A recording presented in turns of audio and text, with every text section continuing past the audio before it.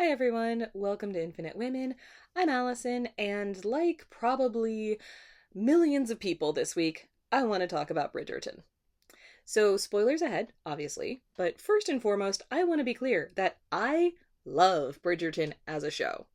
And that is why it is so disappointing to see them basically doing the same questionable plot over and over again instead of following through on more interesting storylines that they keep cutting short. What makes that particularly frustrating is that this pattern seems to be an adherence to the book plots, which are at best full of cliches that were already tired 20 years ago when the books came out, and at worst, objectively problematic. The best parts of the show, when you check, are often the areas where they've deviated from the books. And as far as I know, it's not like Game of Thrones, where a huge chunk of the fan base is people who love the books and will riot if you depart from them. I can't speak for the book fans, but I'm pretty sure most of the show's audience will be happy as long as there's gorgeous gowns, witty dialogue from interesting characters, and plenty of horny yearning. Plus, it would remove the predictability that comes with sticking to the books. So, what do I mean by repetitive? Pretty much every season has featured a wealthy, socially powerful, sexually experienced man with some degree of I'm a bad boy rake vibes, marrying a smart, comparatively emotionally mature, but definitely younger virgin. There is a scene in season 4 where Penelope and Eloise say, in unison to Benedict, "You're a rake." Even they look and sound bored with it. The one marriage where the guy is not presented as a rake is Francesca's, and her husband John is also the only one who explicitly can't seem to satisfy his wife sexually, and who we know from both the books and the looks between his wife and his cousin that he isn't going to be her endgame. Similarly, Philip Crane married Marina when everyone knew she was pregnant out of wedlock, and her vibe toward him can at best be described as tolerant, both before and after they marry. This just seems deeply unfair to the types of guys who are chill and quiet and not running around having sex with a bunch of interchangeable women before they settle down with their virgin, feeding into the show's messaging that, as multiple characters say, reformed rakes make the best husbands. No, they don't, and we're going to come back to that. But you don't have to be the Julia Quinn archetype of a man to give a woman an orgasm. And honestly, I highly doubt that the book versions of those men, much less the actual historical type of man that they're based on, were putting nearly as much effort in that department. The only deviation from the rake and virgin structure that we get among the show's central couples is the Queen Charlotte prequel, which wasn't in the original book series. Yes, we still have a virgin with less power being pushed to marry a more powerful man, but there is so much more going on with their relationship, and we don't have any indication that he's been having sex constantly with other women leading up to their romance. Because, yes, the bar really is that low. But he's also genuinely vulnerable in a way that Julia Quinn's male leads aren't. He truly needs her to come and fight for him, even if she can't really save him in the long run. And that is not a dynamic that we've seen anywhere else in the series. For the record, they did write a companion book, but Shonda Rhimes is listed as a co-author with Quinn, so I assume that the plot came from the show, not vice versa, especially because my understanding is that Queen Charlotte, who has always been a fan favorite character, wasn't in the original book series. I have to assume that there's a reason that they haven't done Quinn's prequels, and I hope to God that they never get that desperate, because it looks like literally 2 of the 4, so half of them, have virgin gets abducted and ends up marrying her kidnapper plots. Sorry, I just need a minute. Okay. The forced to wed after getting caught in a compromising position trope is also overused in the books, and although we did get it with Simon and Daphne, the show's writers have already removed at least one instance of it for the show because it was meant to be part of Kate and Anthony's plotline as well. Once I will accept, but Quinn uses it several times to force marriages in the books. And that's just one of many things that the show changed for the better. First and foremost, we have the racial diversity, but starting in season 3, we also have disability representation that, as far as I know, isn't anywhere in the books. I'm not saying they should win an award or anything, but we had Francesca being autistic coded, a deaf debutante using British Sign Language, and a wheelchair user in season 3. And then season 4 gave us Hazel, who is a named recurring side character who is actually part of the plot, and has a clear limb difference in season 4. There are also the simply heartbreaking scenes that show King George's mental illness, both in the main series and the Queen Charlotte prequel, the latter of which gave much more three-dimensionality to him as a person beyond whatever condition or conditions he had. And while we're on the diversity side of things, the show is a lot queerer than the books. Again, not giving out awards because the bar is literally on the floor. But Benedict's bisexuality, the 2 male servants in Queen Charlotte, and switching Francesca's Michael to a Michaela are all changes that the show made that weren't in the books. Then there's the fat phobia of how Penelope is treated in the books. There was a lot of concern that actress Nicola Coughlan would be forced to lose weight for season 3, but fortunately the showrunners realized what a mistake that would be. But those fears didn't come from nowhere. Book Penelope's weight is constantly referred to, and her glow-up includes her losing 13 kilos, which is about 29 pounds for my Americans. So, for context, because I have no interest in talking about Nicola Coughlan's body, so I'm going to use mine for reference. I'm actually a few sizes larger than Nicola Coughlan. My understanding is that she is a size 10 or 12, and I'm a 16. I'm also a few inches taller. So I weigh about 90 kilos, meaning that if I lost 13 kilos, that would be about 15% of my total body weight. Not just fat, but everything, muscle, bone, organs, all of it. That is a huge weight loss that would probably not be healthy for most people.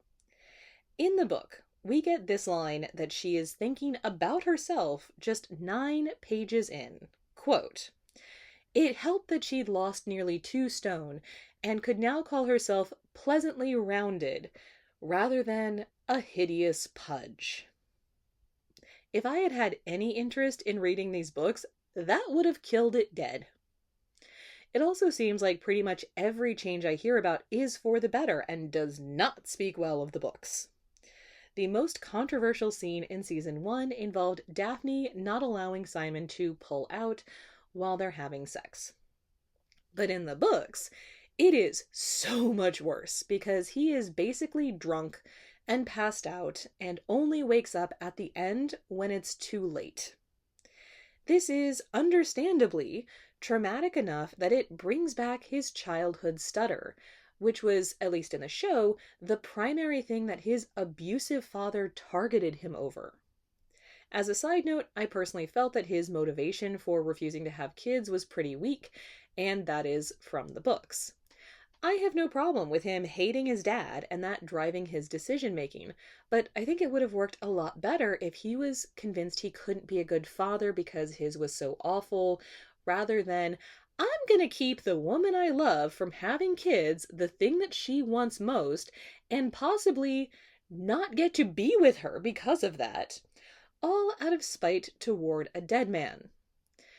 You could even have him being afraid that Daphne would die in childbirth because that's how his own mother died and he doesn't want to risk it. And they do very briefly touch on his possible deeper motivations at the very end of the season. But that doesn't change that this was his explicitly stated reasoning the entire season. It just doesn't feel deep so much as petty. And I think an arc where he is coming to accept that he can be a better man and a better dad than his own father would have been a lot more interesting. And speaking of not going deep, innuendo intended, So many of the side characters and plot lines that make the show feel more well-rounded are creations of the show. Characters like Lord Debling, who demonstrates that Penelope has options. She doesn't have to just sit around waiting for Colin to get his act together. The side characters who are in the books, like Cressida, almost certainly don't get the three-dimensionality that she achieves in season 3. Marcus Anderson isn't in the books, and Violet Bridgerton doesn't get her second chance at love. And I know a lot of people, myself included, adore that an older woman is getting to be flustered and flirty and sexual, because that's yet another group that rarely gets that kind of representation, especially played by an actress who is actually in her 50s. Going back to characters being so much worse in the books, the one that correlates to season 4 has Benedict literally threatening to accuse Sophie of theft if she doesn't come to London with him, which she explicitly doesn't want to do in the book. Keep in mind, she is a maid. They both know that this would destroy her life, and he is explicitly weaponizing his social and class power to force her to do what he wants against her will. In the show, it is quite literally the biggest threat that her enemy, who hates her more than seemingly anything else in the world, can leverage against her. And Julia Quinn wants us to be on the side of a guy who would make that threat. The show's writers presumably know that that would be a huge mistake when you're already kind of on thin ice with an aristocrat sexually propositioning a servant who works for his family. But all of these added subplots and characters actually just make it more frustrating for fans like me when the writers cut them off at the knees, presumably because of fidelity to the books. In season 2, Eloise was consumed with trying to unmask Lady Whistledown, a plot that isn't in the books. Eloise has often had this vibe of the annoying white privileged feminist who likes to feel superior to others by pointing out issues like sexism, but then she never seems to actually use her privilege to do much of anything. And again, I say that as someone who likes Eloise, because I thought she was going to evolve like a Pokemon into a more mature and proactive feminist. Because it seemed like that's where things were headed with that subplot in season 2. Because her search takes her to a print shop where she meets Theo Sharp, a printer's assistant who, again, isn't in the books. He gives her a pamphlet about women's rights and invites her to a meeting on the subject as well. But one word from Lady Whistledown, and that's the end of Eloise's involvement in anything related to activism. And we also don't see her pursuing education in any particular way, despite her saying in season 1 how upset she was that she wasn't allowed to go to university because of her gender. Penelope even calls her out when they have their big fight, calling her a coward and a hypocrite because all she does is talk instead of actually doing anything. And instead of galvanizing her to do something, the next thing we know, she's hanging out with Cressida Cowper. As of season 4, Eloise still isn't actually acting on any of the beliefs that we were meant to think were so important to her. And I have to assume that that's because they're still planning to marry her off to a country gentleman to play stepmommy to his kids. And if you thought other characters' plotlines were bad in the books, Eloise's feels particularly awful, given what it feels like she could have become, and given what they're gonna have to do to another character if they match her up with the guy that she's supposed to be with, according to the books.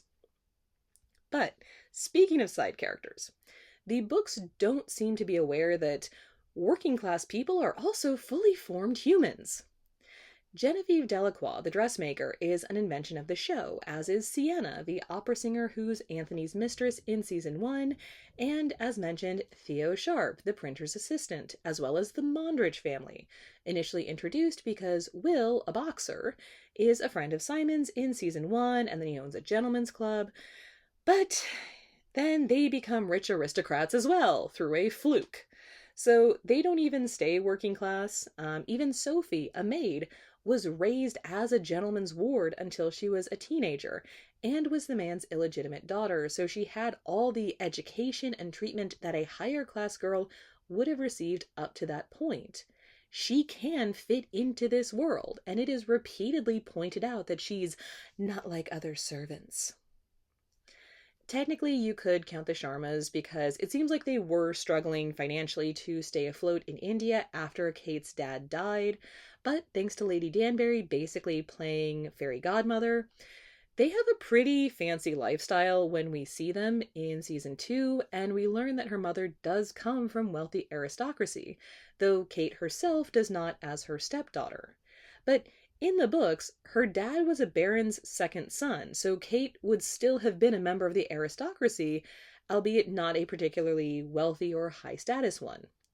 So as far as I can tell, the whole plotline about Mary running away to marry Kate's dad and then getting disowned by her lord and lady parents for eloping with a lowly clerk is all an invention of the show, because they wouldn't have had the same objections to her marrying a baron's son, even if he wasn't the heir. Coming back to the question of equality, and the fact that even Daphne, the one female main character who did have wealth and high social standing, didn't have as much wealth and social power as her male counterpart, because he's a friggin' duke and the most eligible bachelor in the country. Another invention of the show is Lady Tilly Arnold, the wealthy widow that Benedict has an affair and a 2-man, 1-woman threesome with in season 3. I would have really loved to see Benedict end up with her instead of the Virgin Maid. No shade to Sophie. But it would have been different, and it would have been a much more equal relationship in terms of power, financially, socially, and sexually. Tilly is wealthy in her own right, and she has the freedom of a rich aristocratic widow. She doesn't need a man in any sense, and if she does want one, or two, in her bed, she can make that happen. But besides that, this guy has been going to orgies and having threesomes for multiple seasons, including multiple times in this season's first episode. And it really seems like he should be with someone who's open to sexual freedom. Barely 10 minutes into that first episode, he's saying he doesn't want to marry because all the women he meets have, quote, no true animation, no zest for life, no personality. But Tilly had all of those things. Yet the writers make her jealous and wanting commitment out of nowhere as an excuse for him to leave her, because he's not ready to settle down. And even into his season, he's trying to claim that him sleeping around and generally not contributing anything to the world is somehow him charting an adventuresome course outside of society, instead of just being an overprivileged playboy who lives off his family's money while refusing to do anything productive with his life. And this was genuinely the first time that I actively didn't want to watch this show anymore, and it was only the knowledge that I can just fast forward through any scenes where he's being obnoxious and enjoy all the other plot lines that kept me going. Next thing we know, Benedict is marrying a virgin who works for his family and committing to monogamy. It is the epitome of the sexist trope of the kind of girl you sleep with versus the kind of girl you marry. Just like we saw with Anthony and Sienna, and I would argue Colin and Marina. The men can sleep around with whomever they want, but only the virgins get to marry those men. Plus, the start of their relationship involves Benedict saving Sophie, first physically and then by finding her employment, where Tilly is not the kind of woman who needs to be saved. This show cannot allow a woman who's on equal footing with the man to keep him, any more than they could have let Eloise continue exploring outside the bubble of the Ton that she claims to hate the constraints of. And just like Eloise's brush with actual activism, the Tilly plotline feels like yet another missed opportunity where the show had a chance to do something so much more interesting than the books. But rather than take the leap and follow those paths, they're just retreading variations on the exact same sexist story over and over.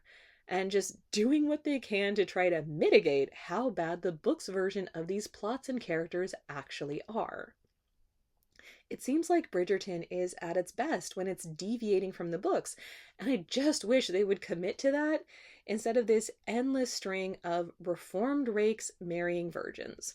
Not least because that is a genuinely harmful narrative for a predominantly female audience to be consuming over and over again. Here in Australia, the ad that I kept seeing with Bridgerton this season was one for Tinder, where a woman is meeting up with her Tinder date and I wouldn't say hallucinating, but fantasizing that she is in Bridgerton, right? And that her date is going to be like Bridgerton. And that's a problem. Because there are at least two fundamental issues with the reformed rake trope. Both are centered on the idea that the perfect woman will someday come along to reform them. That devalues not only all the suitable women that men like Simon and Benedict and Anthony adamantly complain about and dismiss as not good enough, but also devalues the generally nameless, faceless women that they treat as disposable sex toys, while women like Sienna and Madame Delacroix and Tilly are understood to be good enough for fun, but not for marriage. The only woman who has value in this narrative is that lone perfect woman, and the rest of us are basically trash. And the simple fact is that the reformed rake is not real. Most men don't suddenly change their lifestyle because they fall in love, at least not in the long run. Perpetuating this myth, particularly the idea that it's common rather than rare, is especially harmful to women who already think that they can change a man, especially a bad boy, just by being whatever they think a perfect woman looks like. It is an impossible goal to attain because men cheat on incredible women all the time, and women are socialized to think that it's our fault for not satisfying them, when the reality is that these kind of men in real life can't be satisfied. They don't need an impossible perfect woman, they need therapy. And it's no surprise that in shows like Bridgerton, a lot of times those perfect women are the ones helping them discover things that, again, a trained therapist would really be more qualified to help them figure out. Reformed rakes do not, in fact, make the best husbands because, particularly historically, men like this would not have reformed because society doesn't make them. They probably wouldn't have cared if their partners reached their pinnacle, as the show euphemistically describes it, and they probably also would have been riddled with venereal disease. All those lovely things that Benedict says to Sophie, even though we know he's sincere, are basically the same things that countless men have said to countless women as lies to get what they want and then abandon those women, using the same power dynamics that women like Sophie are rightfully wary of. Like I said, I enjoy this show, but viewers need to understand that shows like Bridgerton are fantasy. The reformed rake is just as realistic as all those perfect straight white teeth existing in the 1810s. But even if we ignore the harmful ideas that the show is reinforcing, any fantasy gets boring when you just keep telling the same story over and over again when there are so many other options that they could pursue. That's all I've got for today. Join us next time on Infinite Women, and remember, well-behaved women, while they might get a reformed rake in Bridgerton, rarely make history.